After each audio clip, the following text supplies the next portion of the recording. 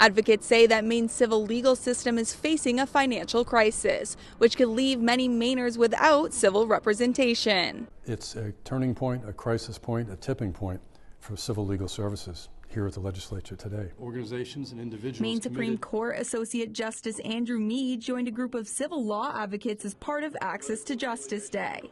They say the legislature should approve more funding for the state's civil legal aid system. There was an appropriation to help backfill some of the need, and it helped, but that runs out.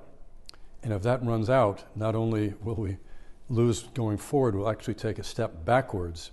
Ellen Gorman, a retired Associate Justice of Maine Supreme Judicial Court, tells us a lack of additional funding could leave thousands of vulnerable Mainers without representation.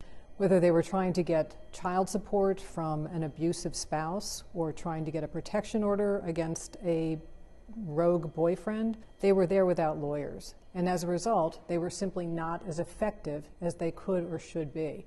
LD 1022 addresses some of the group's funding concerns in several ways. The emergency measure calls for increased ongoing funding for civil legal services, along with public hearings and recommendations to make sure the money doesn't run out, and so low-income people continue to get the representation they need. When the judge has to stop and literally explain to one side or even sometimes both sides what's going on and you know what they can and cannot submit for evidence and things like that, that takes up huge chunks of time for the court.